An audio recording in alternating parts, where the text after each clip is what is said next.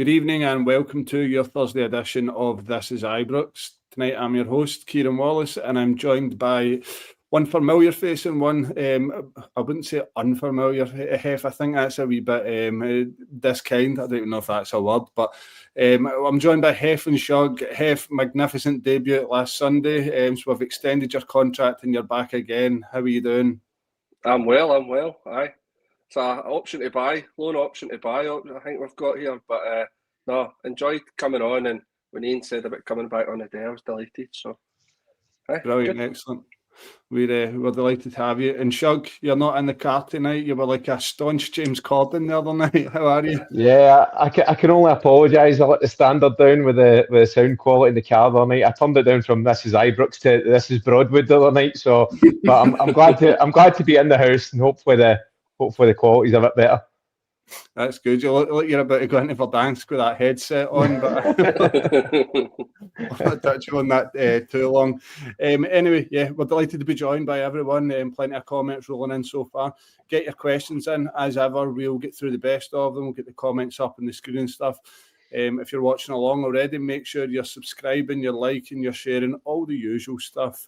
But tonight we've got plenty to go through. The Nico Raskin interest that's come out that he seemingly knocked back, and we'll look ahead to Hearts. And as ever, thank God the international break is done. Hef, when myself and Shug came off the air the other night, Tilo Asgard came off the bench for Norway on the 64 minutes mark and wound up with 4 goals. Are you looking forward to seeing him doing that at Ibrox? Aye, I think it's a chance. It seems strange that somebody like that quality can go and score, albeit the game was done, to be fair, but at the same time, for him to be in the positions, the goals that he scores and the confidence to kind of have a go at them and stuff, that's what you want to see. That's what I think we're lacking, is somebody just to be in the box and finish up. But we don't seem to be playing him in that position. I think in the old firm we just played him chasing Callum McGregor the whole game. So if he's going to act like, obviously against Hearts, we're not going to have that focus on an individual necessarily in the middle of the park. So if he does play, it would be good to see him play up a bit further alongside Miofsky and maybe play off him, maybe give him the chance to have that creative freedom. Do you know what I mean? Yeah. The way I see it, I think you're bang on there, that I just can't see him working in that 8 position, because I feel that if you're going to play in that position in this system, you need to be willing to work back and do the doggy work and like the defensive side of it. Then my initial impression is that he might not have that.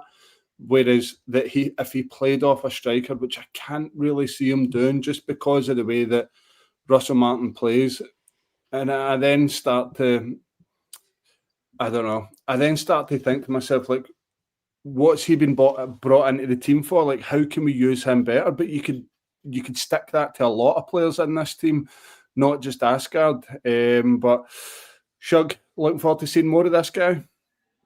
I think so, mate. I think again you touched on it. There's clearly ability in that squad, and Asgard, showed playing for Norway. We've seen a bit of him last season in his highlights that there is a player in there. It can't be that all the players are bad players or really off form. It's got to be that the system's not been working. So hopefully he takes that bit of form. 4 goals in any internationals game's got to give you confidence. Albeit it was against Moldova, and I would have fancied you to score against them, to be honest with you. But easy on. Depends if you're on the penalties. No, my penalty record's bad, man, really bad. But no, I'm excited. I'm excited to see him, and I think it can only give you confidence. I'm joking. 4 goals for your country is brilliant. So hopefully he gets that confidence, and hopefully things start to click going forward, because there is good players in that area, and hopefully we can see the best of them. Yeah, but we maybe, I don't know, maybe I'm doing it a disservice, but we maybe see what Hef was talking about. There is a thought that he could maybe play off the striker, because we started him up front at St Mirren, so there is obviously a thought in there that this guy can play in the front line.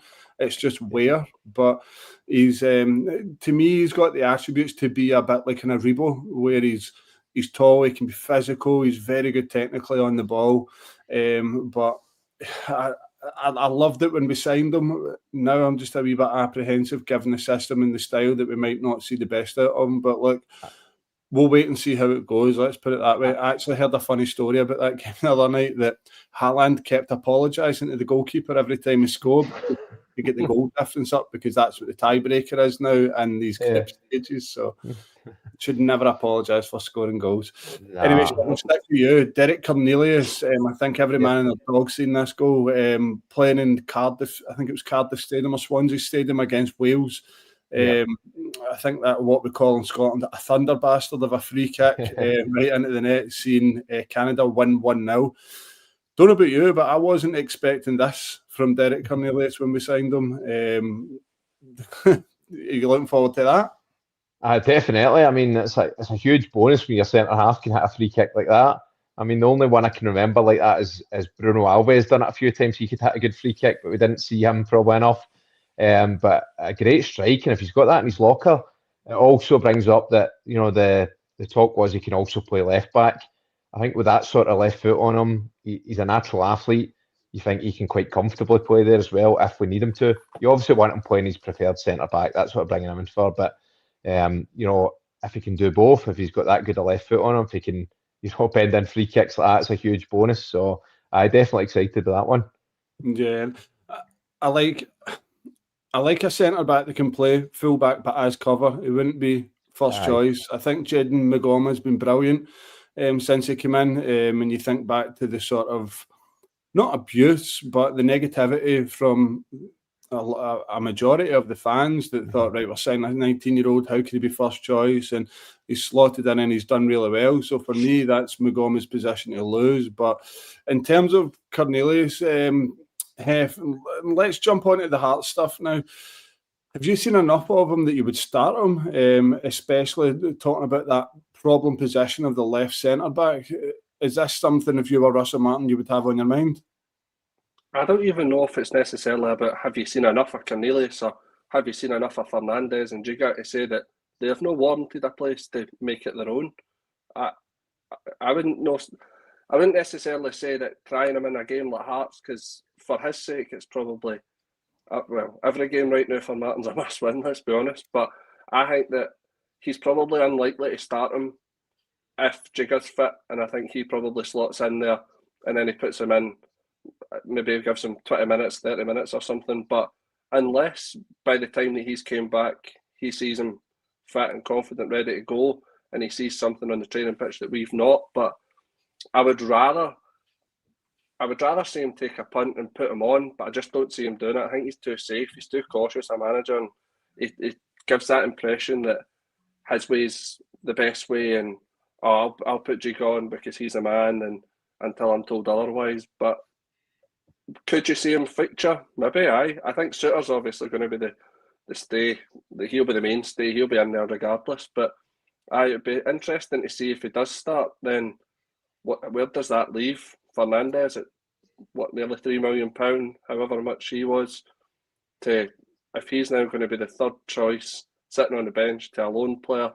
I don't know. It sparks a lot of questions, as albeit we brought in a lot of players in the summer, but was it a bit of a rabble that we're bringing in somebody in the last couple of days just to scramble through and actually get somebody to make fit? Seems a bit strange. And on the thing with the Magoma as well, I think people were a wee bit negative towards him because they'd seen Arns and thought, oh, well, he's come in and he's not been great.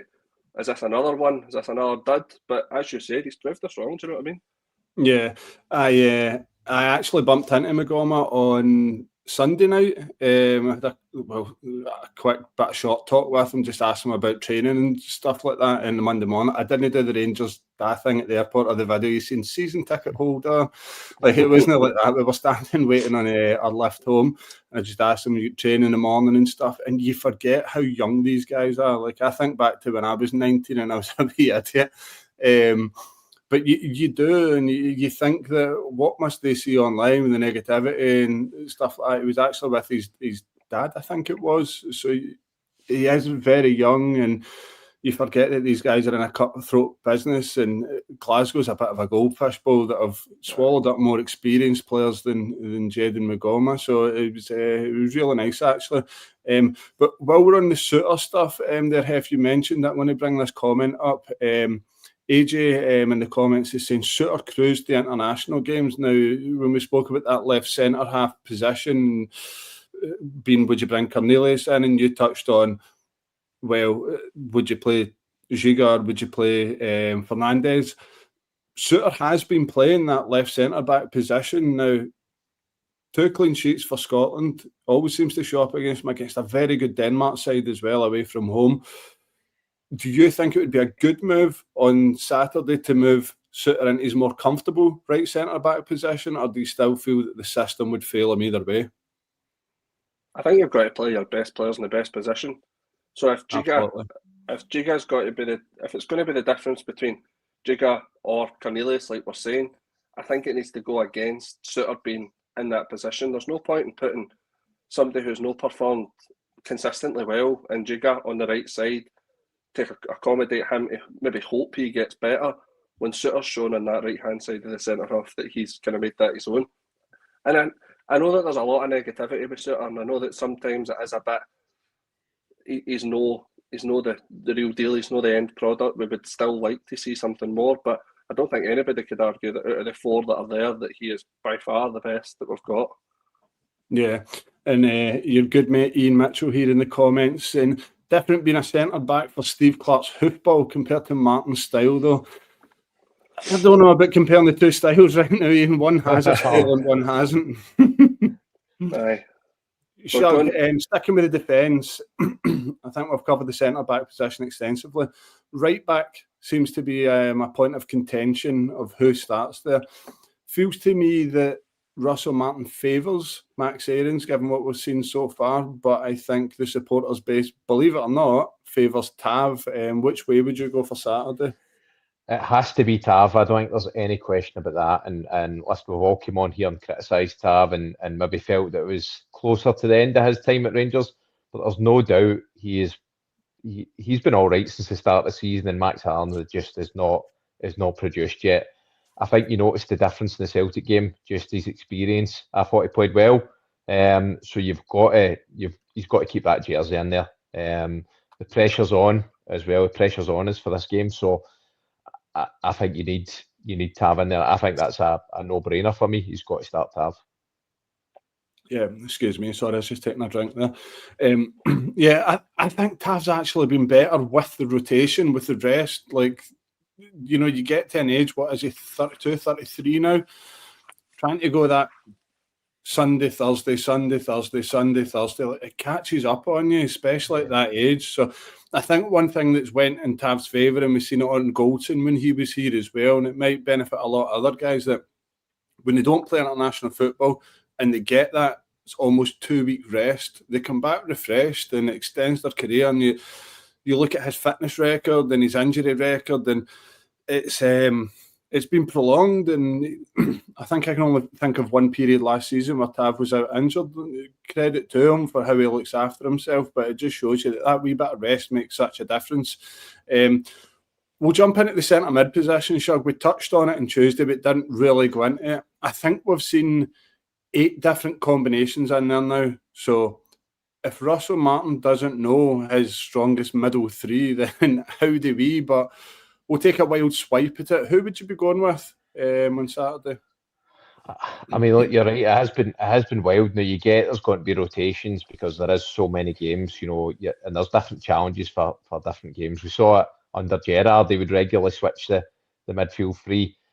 For me, he probably has to stick with the 3 that played against Celtic, against Hearts. I'd love to see Raskin back in, but I don't think he comes straight in and starts. I don't think that sends the right message to the squad. You've had Barron and Diomande, who, you know, were both very, very good against Celtic. How can you leave somebody out the squad? The two there, I think. Barron was man of the match on Sky. Diomande was, you know, man of the match from the stadium in the game. How you could then just drop him out, I don't think it's fair. But I think you'll introduce him back in at the weekend. I think Raskin hopefully will come off the bench. But I think he starts with the same 3 that played against Celtic. Yeah, I think they controlled the game well in there. They've done their job well. I'd like to see them play closer as a 3, if you know what I mean. If I'm right in saying we played with a double 6 in that game, don't know if that's a wee bit too defensive at home against Hearts. I think the shape of that might have to change. We're getting a lot of comments in here.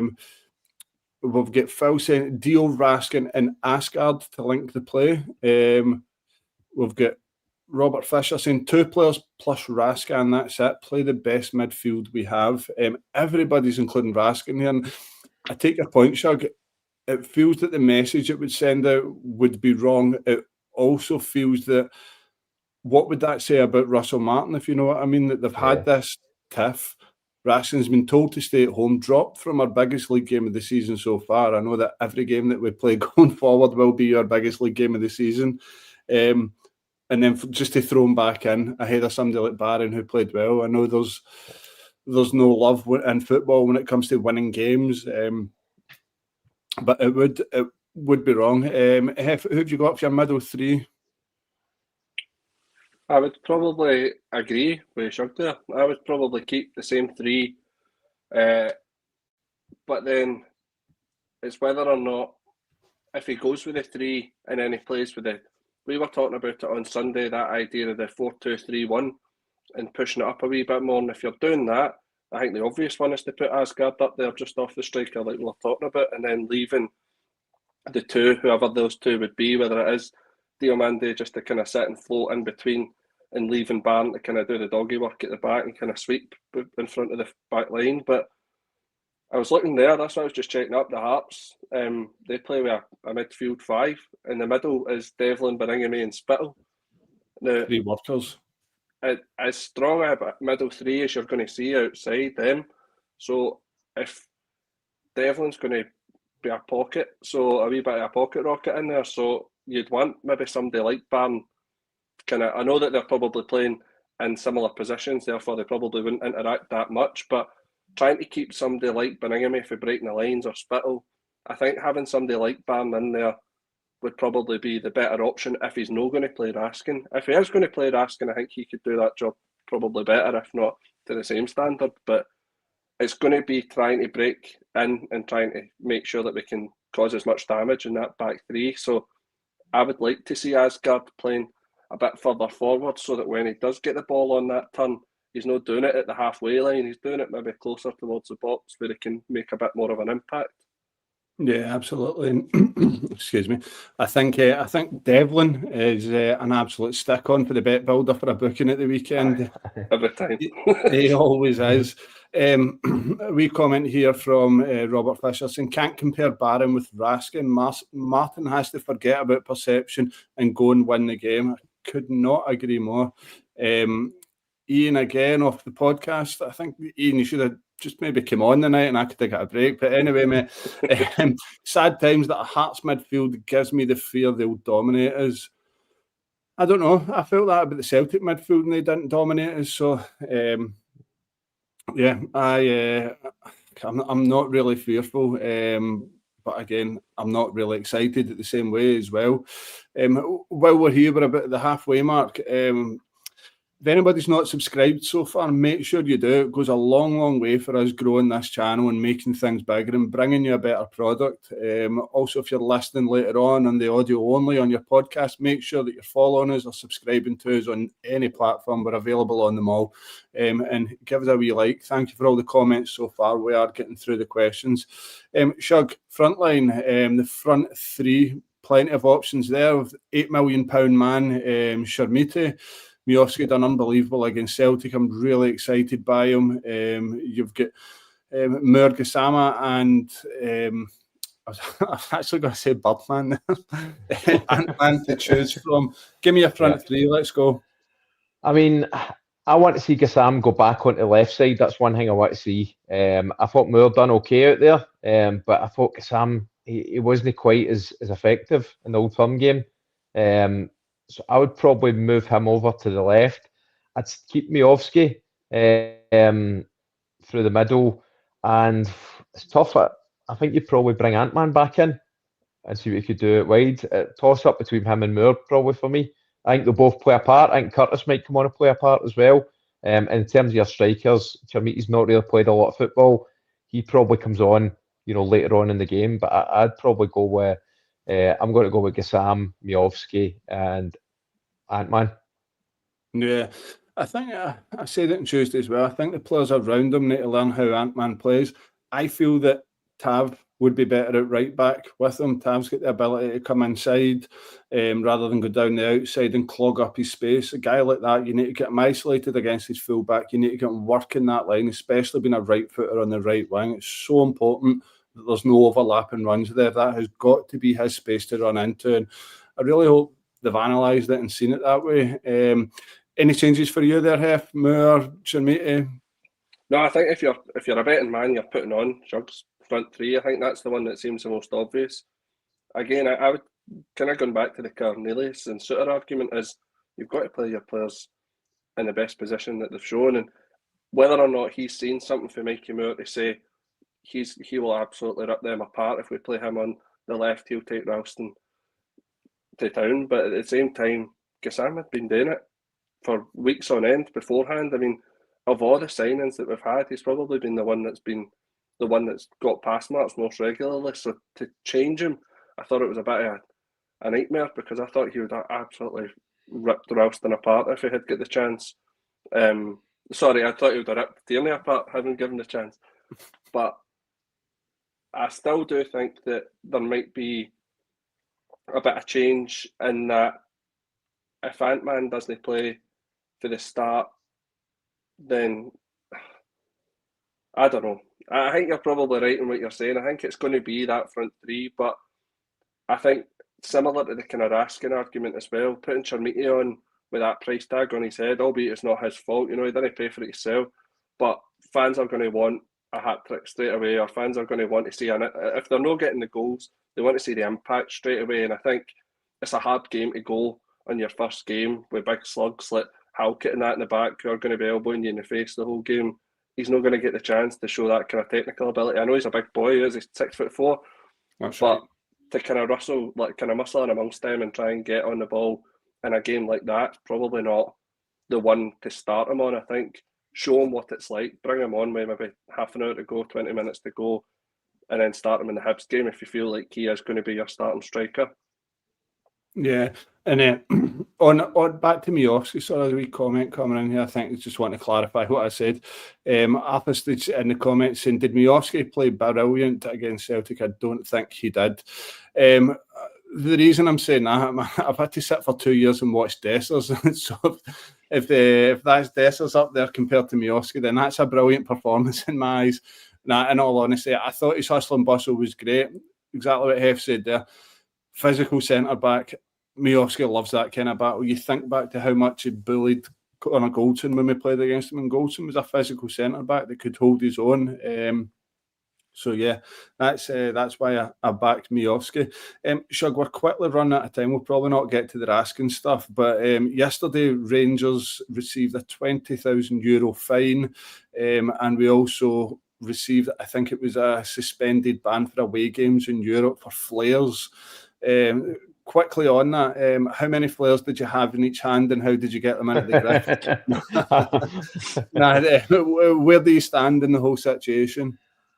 I think, I'm not someone that travels to a lot of European games just due to family commitments and work commitments. So I don't want to lecture people who pay a lot of their money and go and follow Rangers everywhere. In terms of flares, love to see them. I think they look brilliant. There's probably a discussion domestically about using them safely and all that, which I probably don't know enough about. In Europe, unfortunately, we've just got to toe the line with UEFA because they're just going to put sanctions on us. They do not care. There's no room for negotiation with them. They don't need us. They don't need our fans in there. So we are going to end up getting stadium closures and bans, which is no fair on fans that don't do that stuff. So again, no want to be overcritical of guys that do it, but when it comes to UEFA games, we've just got to toe the line. It doesn't matter what your opinion is on it. It's just going to result in sanctions for the club and hurt the fans and hurt the club. Yeah, you think back, I think this is our second sort of suspended ban, given the banners last year and stuff like that. So you were at fault for that one as well. I'm only kidding. Yeah, the thing with UEFA as well and us, sometimes it feels like we're targeted. There's been evidence of that before, where stuff's happened with other clubs. there's not really been anything happened. And then as soon as we do one little thing wrong, we're hit with it. So more than ever, we've just got to, like you say, toe the line, behave ourselves, and we don't want that other sort of. Remember, we had the partial stadium ban, and it was just stupid. It wasn't needed. So yeah, it does. Like Stephen Foy in the comments is saying, they may look good, but if we get banned from Europe, then it hurts the club. Like, I couldn't agree anymore. It does hurt the club. It hurts the atmosphere as well. The Union Bears tend to get the blame for it, and they're the ones that bring the atmosphere and the colour to Ibrox when it comes to these big games. So we all need to just pull in together and behave ourselves. I would like to add, it was hardly the biggest crime that was committed on that night. Oh God, man. So let's not go blaming the fans too much for that night. Oh, absolutely. Hey, the fans always do their bit, and we have for seasons. Brought the tickets, brought the atmosphere, and credit to the Union Bears where it's due. So yeah, we'll not hang about too long, guys. There's not been too much news, and all we're doing sort of looking ahead. So I think it's, if I'm right, I think it's Craig and Ian that are back from the gantry after the game on Saturday. Let's hope they're reporting on a 5-0 win and 3 points.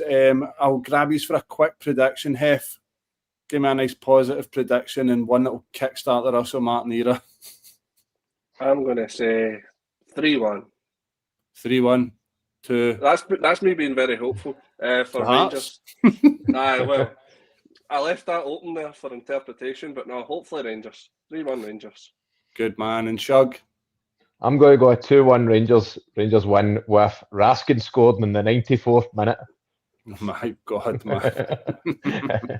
Chamiti double.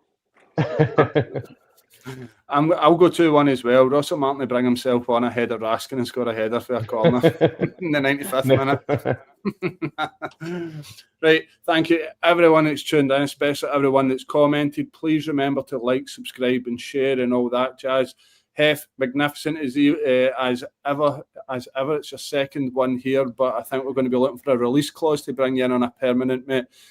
Shug, magnificent as ever, because you're always here. Guys, thank you very much. Thank you everyone that's listened and viewed. Good night.